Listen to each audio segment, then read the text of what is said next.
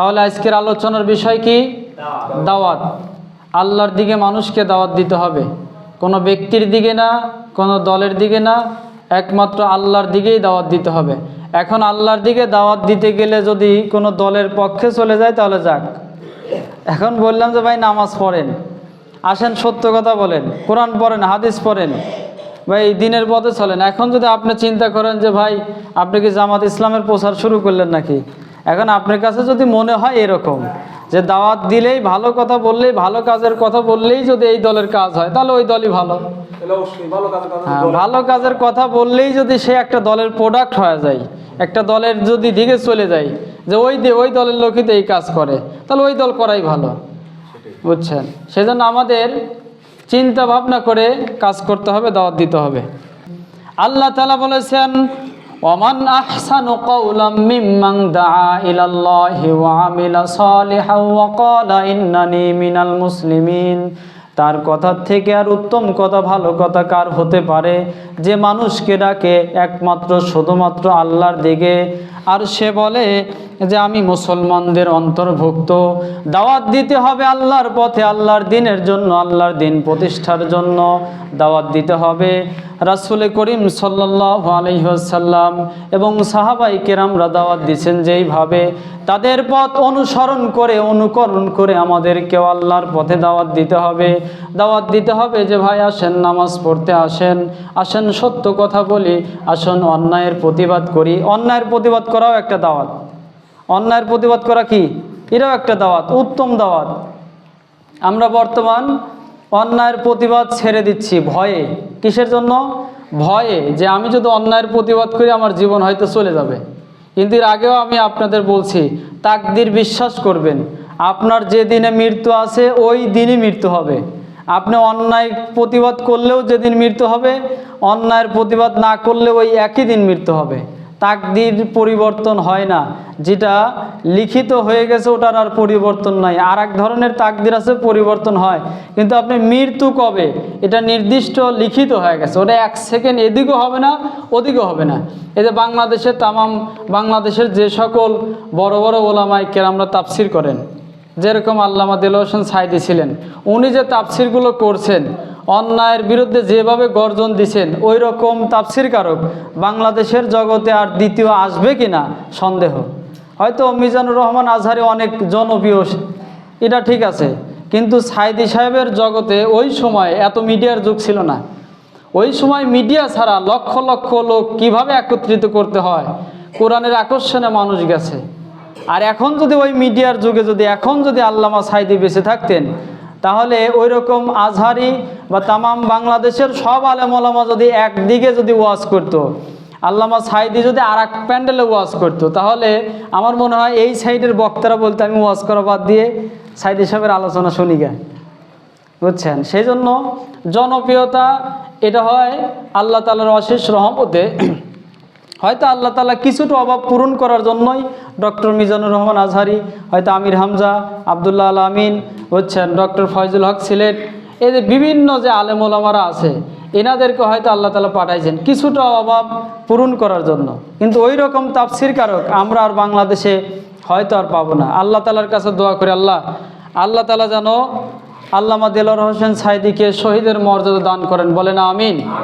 এবং তার সফর সঙ্গী যারাই ফাঁসির রশিদে চলে গেছেন এবং কারাবরণ করে মৃত্যুবরণ করেছেন, আমাদের পাবনার কৃতি সন্তান মাওলানা আব্দুস সোবাহান এবং মাওলানা শহীদ মাওলানা মতিউর রহমান নিজামী সহ কাদের মোল্লা মুজাহিদ, সকলকে আল্লাহ তাআলা যেন উত্তম বেহেশত নসিব করেন, বলেন আমিন।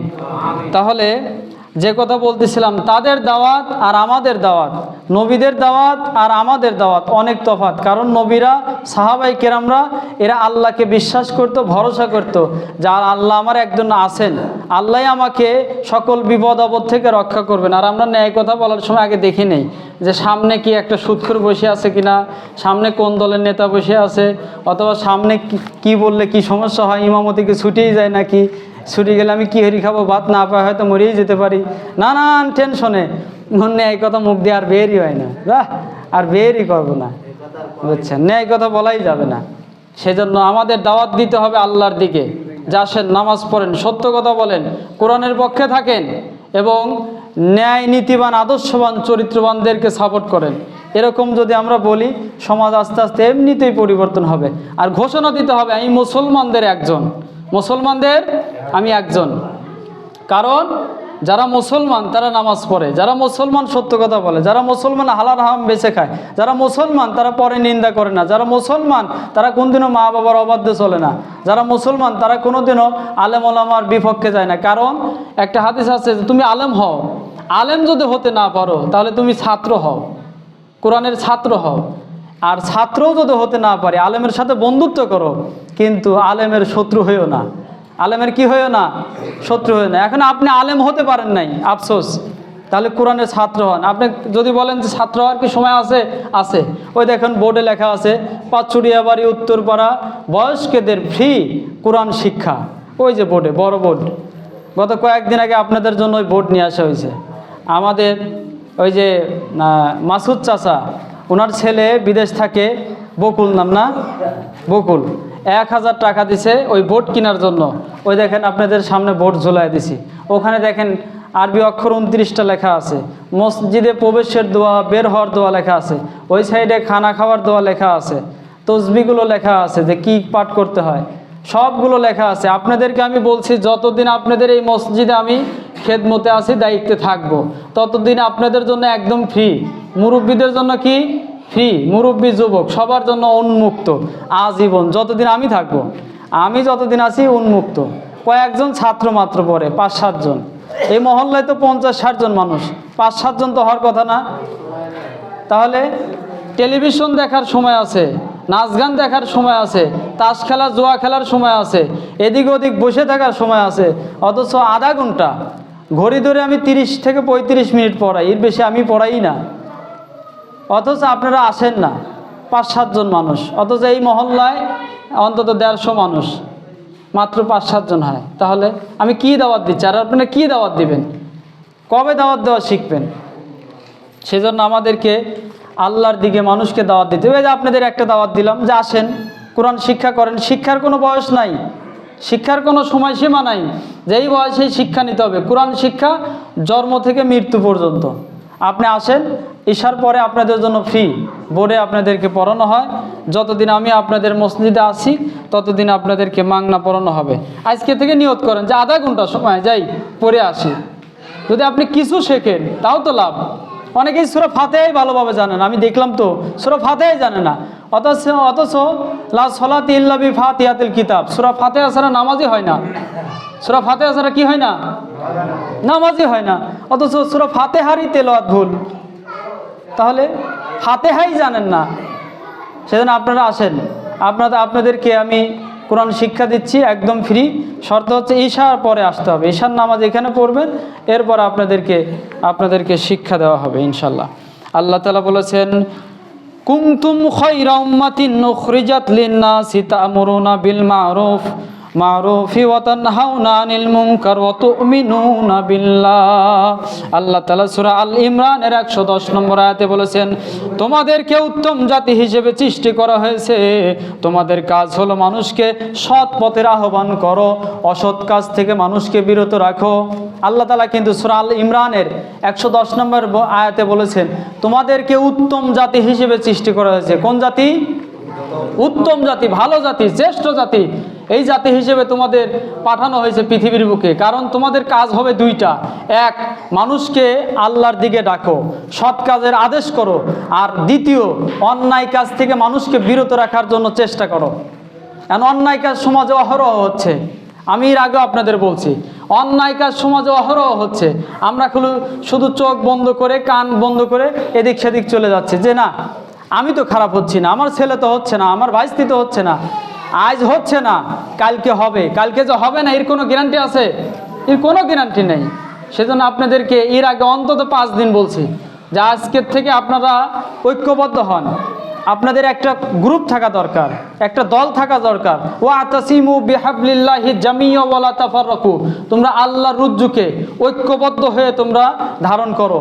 একা একা তোমরা যদি ঐক্যবদ্ধ না হয়ে যদি একা একা যদি সৎ পথের আদেশ করো, অন্যায় থেকে বিরত রাখার জন্য চেষ্টা করো, মার খাবে। আর ঐক্যবদ্ধ হয়ে যদি মানুষকে ডাকো আল্লাহর দিকে, অন্যায় কাজ যদি বিরত রাখার জন্য বলো যে এটা অন্যায়, এটা করা যাবে না, তাহলে দেখবেন মানুষ ভয়ে ওইটা আর করবে না। এখন আমি ন্যায়, আপনি অন্যায়, আপনারা 5 জন, আমি একা। আমি যদি বলি ভাই এই সমাজে ঘুষ চলবে না, তাহলে আমার মার খাওয়া লাগবে। কারণ আমি কয়জন?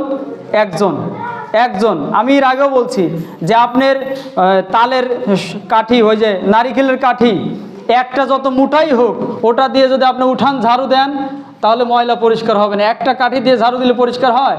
পরিষ্কার হবে না। যত জোরের কাঠি নিয়ে আসেন, পরিষ্কার হবে না। কিন্তু 100টা কাঠি যদি এক জায়গায় করে আটি বাঁধে, তারপরে যদি আপনি যদি ঝাড়ু দেন, আর ওই যে মাঝখান দিয়ে দেয় একটা, ওটার নাম কি বলে? গোজ। ওটার নাম গোজ, ওইটা মানে লিডার, নেতা। ওটার নাম কি? নেতা। ও যখনই গোজ দেওয়া যায়, ওই আটিটা ছাড়ায়া যায়। ছাড়ানো যাওয়ার পর তারপরে ঝাড়ু দিবেন, দেখবেন যে আপনার ময়লা সব চলে গেছে। ঠিক তেমনই আমরা যদি 50 জন 100 জন যদি আমরা যদি সৎ ব্যক্তি হই, আমাদের মধ্য থেকে যদি সৎ চরিত্রবান একজনকে যদি লিডার মানি, নেতা মানি, যে এ লিডার থাকবে, এর কথা মতো এই সমাজে অন্যায় অবিচার এগুলো আমরা দূর করে দেব, তাহলেই সম্ভব। একটা কাঠি দিয়ে যেরকম অন্যায় ময়লা পরিষ্কার হয় না, একজন সততার পক্ষে থেকে ওই সমাজ থেকে, ওই এলাকা থেকে অন্যায়, দুর্নীতি, ঘুষ, চাঁদাবাজ, ইয়াবা, ফেন্সিডিল, মদ, এরকম নারী ছিনতাই, এরকম কোনো কিছুই সম্ভব নয় পরিবর্তন করা। তার জন্য কি করতে হবে? আমার আপনার মতন কারা কারা ন্যায়ের পক্ষে আছে, তাদের একত্রিত হতে হবে। একত্রিত হয়ে এদের মধ্যে একজন লিডার হতে হবে। লিডার হওয়ার পর সেনাপতি, লিডার হওয়ার পর তারপরে মানুষকে অন্যায় কাজ থেকে বিরত রাখতে হবে। এর আগেও বলছিলাম, আপনারা 10 জন এক হয়ে লিখিত দেন, মসজিদে একটা কমিটি থাকবে যে এই পাঁচুরিয়া বাড়ি বক্স বাজবে না, লিখিতভাবে যে অমক বংশের অমক, প্রত্যেকটা বংশের 1-2 জন ছেলে থাকবে, লিস্ট থাকবে, এদের মধ্যে লিডার থাকবে। যদি আপনার লিডার হতে ভয় পান, তাহলে আমি লিডার হব, সমস্যা কি? অন্যায় কাজ এই সমাজে, এই পাচুরিয়া বাড়ি আশপাশে ইয়াবা, ফেন্সিডিল, গাঁজা বিক্রি হবে না।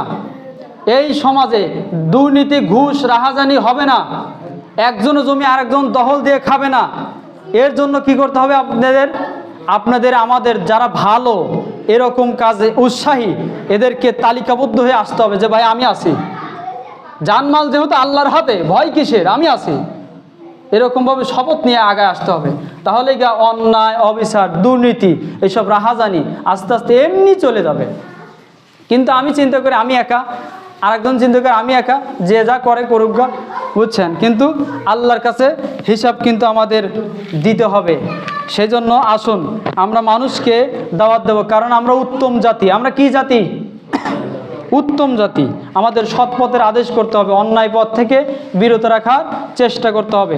এখন যেরকম সৎ পথের আদেশ করলে সৎ ব্যক্তিদের সঙ্গে থাকতে হবে। ভালো পেঁয়াজের সঙ্গে ভালো পেঁয়াজ থাকলে নষ্ট হয় না, আর একটা নষ্ট পেঁয়াজের সঙ্গে একটা খারাপ ভালো পেঁয়াজ দেন, ওই ভালোটাই নষ্ট হবে, খারাপটাকে আর ভালোটা ভালো করতে পারে না, ভালোটাই নষ্ট হয়ে যাবে। সেই জন্য আমরা যারা আছি, সমাজ পরিবর্তন করার চিন্তা ভাবনা আছে, আমি এই যে বলতেছি, এই কথা মনে পড়বে 10-20 বছর পর, এই পাঁচুরিয়া বাড়ির আশপাশে এমন কোনো ঘর থাকবে না যেখানে ইয়াবা, ফেন্সিডিল বিক্রি হবে না, যেখানে প্রত্যেকটা ঘরে একটা করে ছেলে নেশাখোর থাকবে না, একটা করে মেয়েরাও নেশাখোর থাকবে না। এখন মেয়েরাও নেশা করে, অবাস্তব কিছু মেয়েরাও নেশা করে। সেজন্য এই কথা মনে পড়বে 10-20 বছর পর, যে হুজুর বলে গেছিল, তখন শুনি নাই, যা রে হুজুরে বলার কথা বলতেছে, তো আমার ছেলে খারাপ হচ্ছে না, হবে, একটু ওয়েট করেন, সময় আসতেছে। যদি এখন থেকেই সচেতন না হই, আমার আপনার পরিবার যারা সদস্য আছে, এরা কোথায় যায়, কি করে, বন্ধু কে কে, খোঁজ খবর যদি না নেই, আপনার ছেলে যদি পরিবর্তন নাও হয়, আপনার নাতি পরিবর্তন হয়ে যাবে। সেজন্য এখন থেকেই সময় আপনার পরিবারকে আপনাকে পুরোপুরি কন্ট্রোলে রাখা। আর যারা এইসব খোরদের সঙ্গে বন্ধুত্ব না, ওদের সাথে সমাজই নাই, সমাজ থেকে বের করে দিবেন। ওরা সমাজের ক্যান্সার। যারা নেশাখোর, যারা ফেন্সিডিলখোর, ইয়াবা, গাঁজাখোর, আর যারা আছে আপনার সমাজে যারা সুদখোর, সমাজে যারা ঘুষখোর, এরা সমাজের জন্য ক্যান্সার। এদেরকে এই সমাজ থেকে বয়কট করতে হবে। যারা মারা গেলে জানাজার নাই, ওরা মারা গেলে ইমাম সাহেব জানাজা দেবে না, আমরা মুসল্লিরা জানাজা যাব না, বলি দিতে হবে, মাইকিং করে ঘোষণা লিখিত থাকতে হবে, ব্যালট পেপারে আপনার এই দেওয়ালে লিখিত থাকতে হবে যে সুদখোরের জানাজা আমরা দেব না, ঘুষ করে জানাজা হবে না, ইয়াবা, ফেন্সিডিলের জানাজা হবে না। লিখিত দেন না, কে দেখি একটা লাশ উপরে পৌঁছে মরুক, দেখি সমাজে কয়জন এইগুলো কাজ করে? একটা লাশ মরুক না এইভাবে পড়ে থাকুক, একটা লাশ এইভাবে পড়ে থাকুক, কুকুর বিড়াল ছিন্ন ছিন্ন করে খাক, দেখি তারপরে কিরা ইয়াবা খায়, ফেন্সিডিল খায়, কিরা হচ্ছে সমাজ হচ্ছে আপনার ঘুষ খায়, সুদ খায়। এই সুদ একদম ভরে গেছে, অধিকাংশ বাড়ি সুদখোর, অধিকাংশ বাড়ি সুদখোর। আপনারা বলেন না, আপনারা সাহস পান না। আমি যদি 20 গ্রাম পর থেকে এসে বলতে পারি, আপনারা কি আমাকে সাপোর্ট দিতে পারেন না? সাপোর্ট দেন না কে দেখি, সাপোর্ট দিলেই তো সমাজ পরিবর্তন করে দিতে পারি। সাপোর্ট দেওয়া নাই, একজন যদি আরো আগাতে চায় আর একজন পিছ দুই টান দেয়, একজন যদি ভালো কাজে আগায় যেতে চায় আর দুইজন টান দেয় যে যাইস না, অমুক নেতার ছেলে, অমুক লিডারের ভাইস্তে। এই ভয়ে ভয়েতে আমরা এই অবস্থা।